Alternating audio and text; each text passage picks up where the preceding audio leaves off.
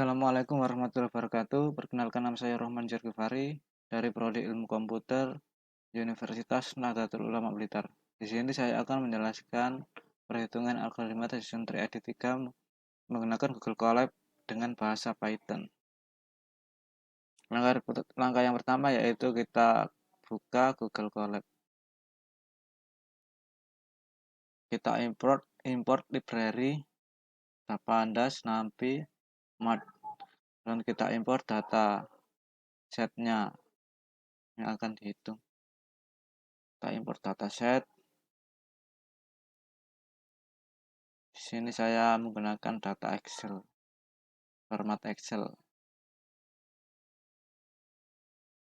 Dan kita tampilkan datasetnya. Dan kita cari nilai entropi.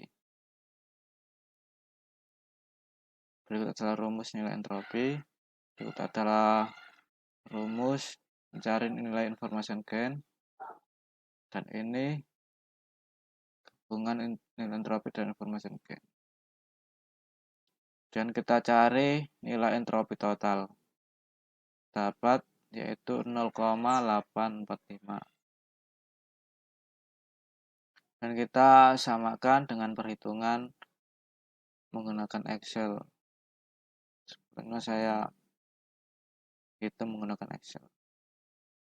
Ternyata sama 0,845. Dapatkan jadi 0,845.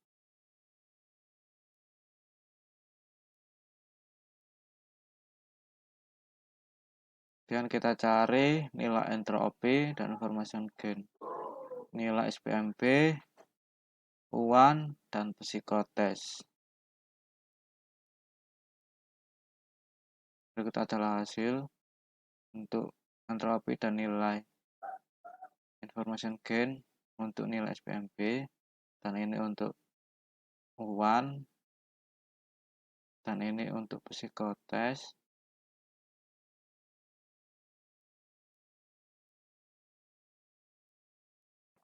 Dan kita samakan hasil ini dengan perhitungan di Excel. Ternyata sama. Dan kita pilih untuk menyeleksi data set. Kita pilih berdasarkan information gain terbesar, yaitu psikotest dengan nilai 0,40 dan entropi tertinggi untuk psikotest yaitu buruk dengan nilai 0,97. Setelah seleksi dataset untuk psikotest buruk, dan kita cari entropi total untuk psikotest buruk.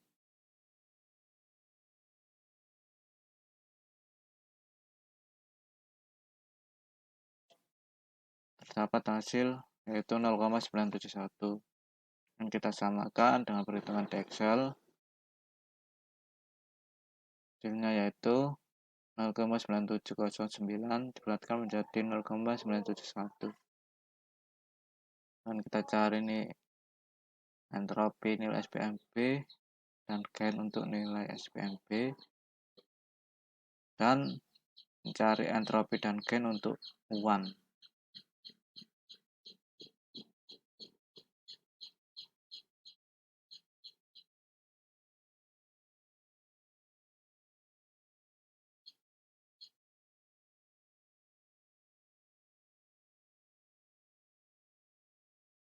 Berikut adalah hasil untuk entropi information gain nilai SPMB dan entropi dan information gain untuk UAN. Kemudian kita seleksi, kita pilih information gain yang terbesar nilainya, yaitu information gain UAN. Dan kita seleksi UAN dengan nilai entropi tertinggi yaitu cukup. Kita seleksi dataset yang U1 nilainya cukup.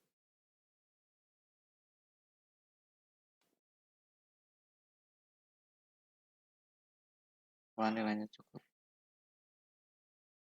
Dan kita mencari entropi totalnya dari dataset ini, dan kita cari entropi dan informasi gen untuk nilai SPMB cukup.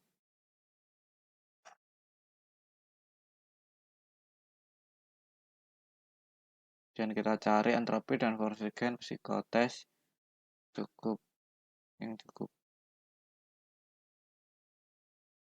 Dapat hasil seperti ini.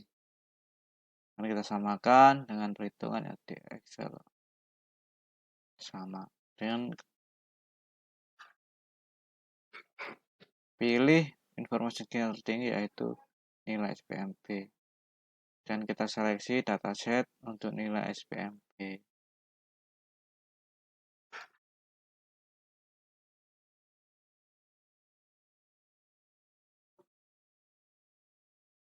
Dan kita membuat pohon keputusan berdasarkan perhitungan tadi. Dapat yaitu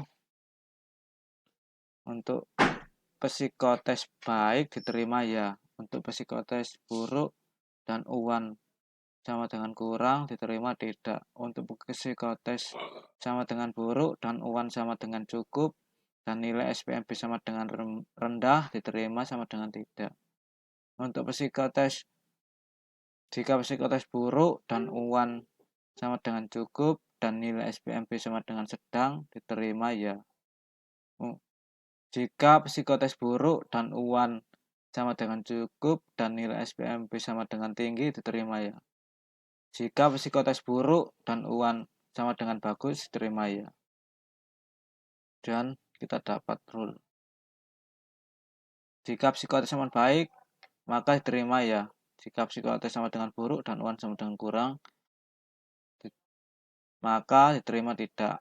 Jika psikotes sama dengan buruk dan U1 sama dengan cukup dan nilai SPMB sama dengan rendah, maka diterima tidak.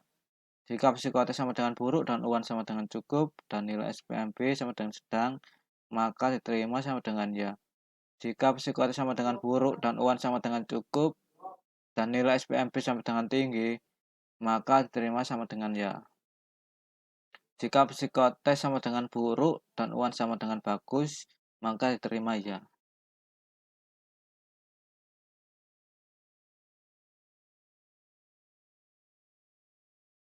Langkah selanjutnya yaitu mengevaluasi dengan mencari nilai akurasi.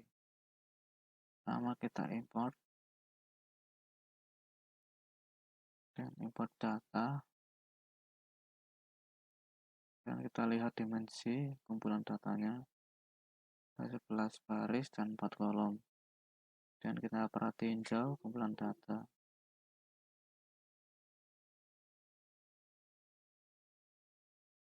Kita namai untuk headnya, kita perhatiin jauh lagi datasetnya, dan kita informasi data untuk mengetahui apakah ada data yang kosong atau tidak.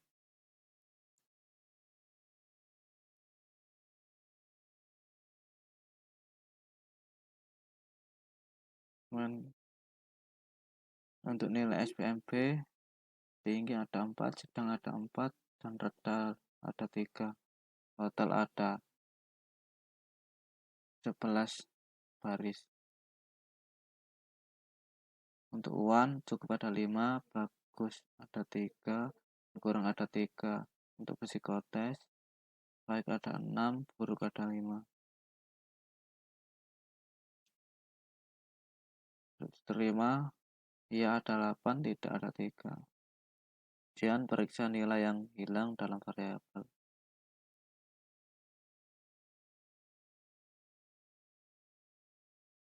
Setelah diperiksa kemudian kita pisah antara atribut dengan kelas. Untuk atribut yaitu X dan kelas yaitu Y.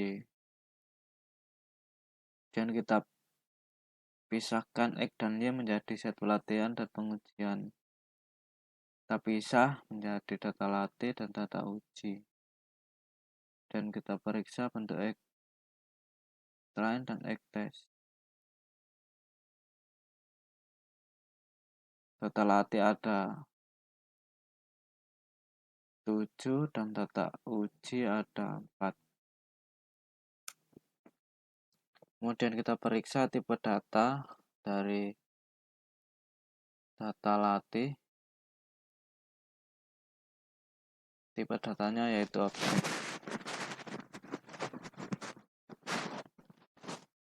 Dan kita ubah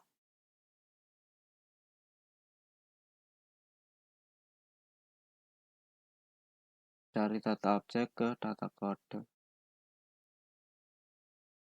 Kita impor kategori encoder dan kita ubah.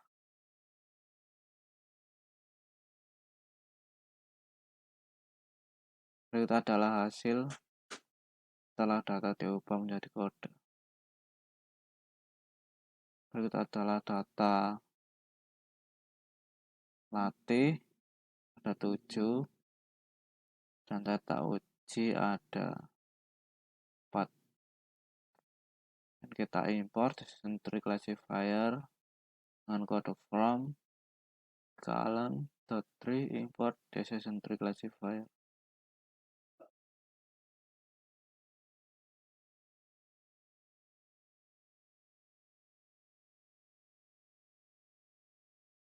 Dan kita instance model decision tree dengan indeks kriteria gini untuk memprediksi.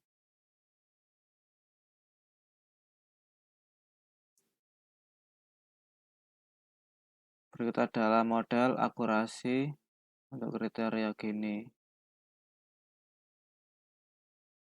Dapatkan hasil 0,5000.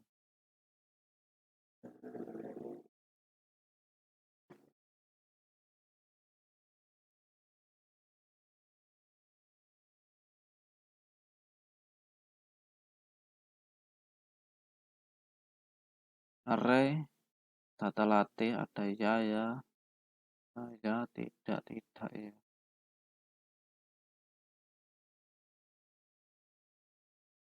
Untuk data uji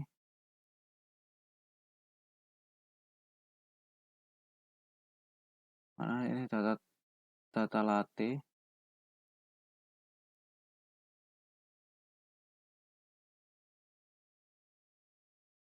yaitu dengan nilai 1. Dan kita cetak skor data latih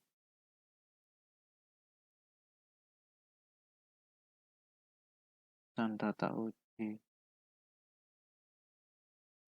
Berikut adalah data latih dan ini data uji. Data latih mendapat skor 1,00 dan data uji mendapatkan skor 0,50.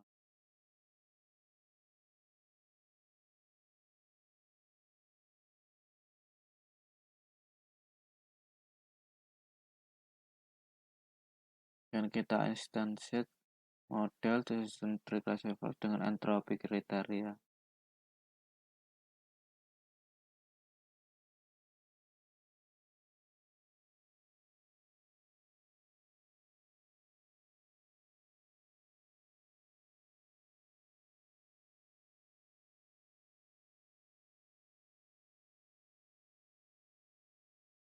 Form scale metric import akurasi score.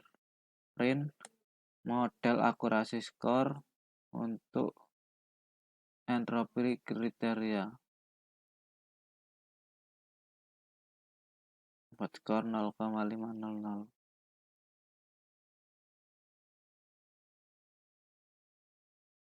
Print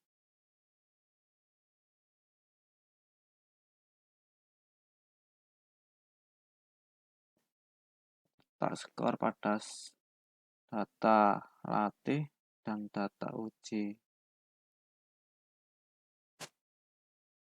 Untuk data latih dapat skor 1,00 dan untuk data uji dapat skor 0,500.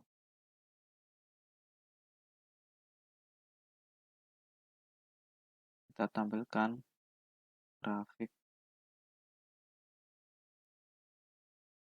Kemudian kita cari confusion matrixnya dengan kode from scalar matrix import confusion matrix.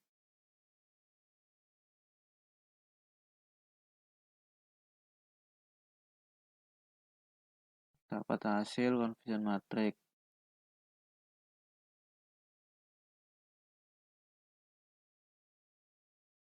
Dan kita classification report,